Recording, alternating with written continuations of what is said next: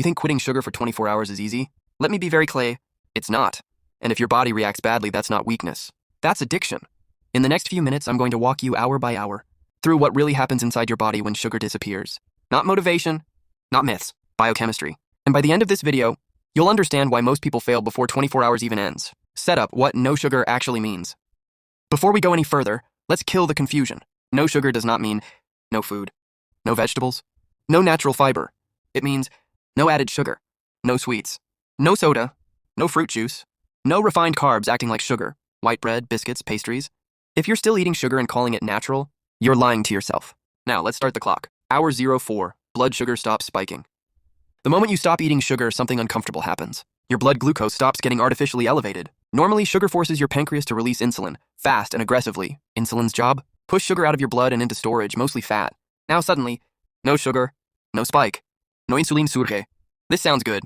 But here's the problem. Your body is used to chaos. So when sugar disappears, insulin drops and your brain notices immediately. This is when people say, I feel a little off.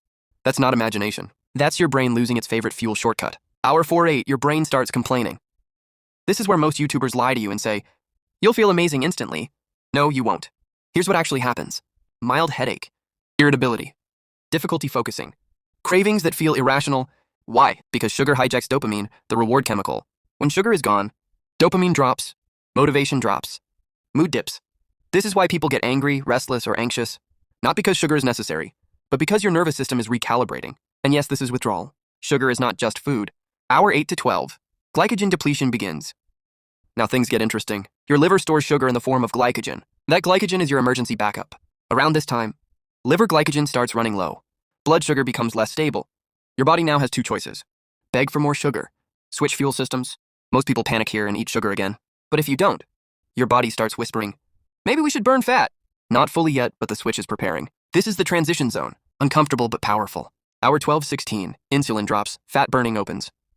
This is where real metabolic change begins. Low insulin does something important. It unlocks fat cells. When insulin is high, fat stays locked. When insulin is low, fat becomes accessible.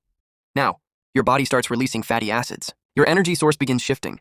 Inflammation starts declining. And this matters, you may feel tired or slightly weak. That's not damage. That's adaptation. Your mitochondria, the energy factories, are learning to burn fat instead of sugar. This takes time. Hour 16:20, cravings peak. This is the danger zone. Let me be brutally honest. If you fail this challenge, it usually happens right here. Why? Because blood sugar is low, dopamine is still suppressed, habit memory is screaming. This is when people say, just one bite won't hurt. That's the addiction talking. Physiologically, ghrelin, hunger hormone, spikes. Cortisol may rise slightly. Your brain wants quick relief, but if you push through, something shifts. What you should do during these 24 hours. I'm not letting you do this blindly. Here's what actually helps. 1. Hydration is non-negotiable. Drink water, add a pinch of salt, or electrolytes, no sugar. Low insulin, more sodium loss. Ignore this and you'll feel terrible for no reason. 2. Eat protein and fat. If you're eating eggs, paneer, nuts, ghee or butter, good. Protein stabilizes blood sugar. Fat trains fat burning. 3. Light movement. Don't do intense workouts, walk, stretch, let your body adapt, not panic. Now here's where it gets serious. Between 20 and 24 hours, your body enters a state most people never reach because they quit too early. This is where mental clarity starts rising, fat burning accelerates, insulin sensitivity improves dramatically. But there's also a hidden mistake that can ruin all benefits if you're not careful. Hour 20:24, metabolic switch flips. This is the point people never reach. Your liver has burned through most of its stored sugar, so your body does something intelligent. It shifts from burn glucose, burn fat plus ketones. Not full ketosis yet, but ketone production begins. This matters because ketones fuel the brain more efficiently. They reduce inflammation. They stabilize energy instead of spiking it. This is why some people suddenly say, my head feels clear. That's not motivation. That's chemistry. What changes you actually notice? Let's be honest, here's what you may feel. 1. Cravings start to weaken, not disappear. But they lose urgency. You don't need sugar anymore, you just remember it. That's a massive difference. 2. Energy becomes steady. No high, no crash. Just stable. This is what your body was designed for, not constant glucose chaos. Why hunger becomes quieter. This shocks people. Why? Because insulin is low, and insulin drives hunger. Lower insulin, less compulsive eating. What's happening inside? Insulin sensitivity improves. Your cells respond better to insulin instead of resisting it. Fat cells finally release stored fat. Not weight loss magic access. Inflammation drops. Sugar fuels chronic inflammation. Remove it, inflammation calms. Good bacteria shift. Sugar feeds bad bacteria. Starve sugar, the balance starts correcting. This doesn't mean you're healed in 24 hours. It means you've stopped the damage. Big difference. Critical warning, the rebound mistake. Now pay attention, this is where people destroy all progress. After 24 hours, they think, I earned sugar.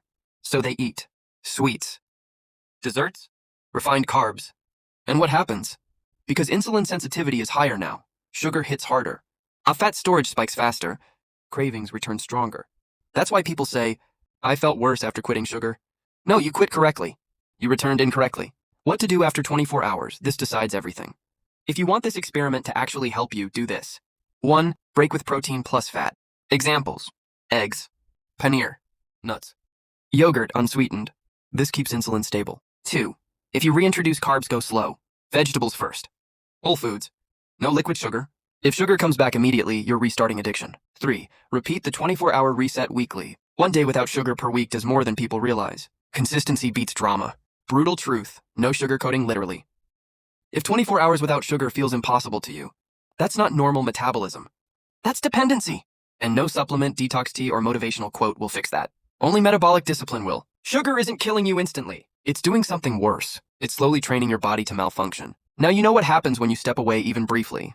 If you want the next video, what happens after 7 days without sugar, or how sugar silently destroys hormones and fat loss, you already know what to do. Stop feeding the problem. Start understanding your body.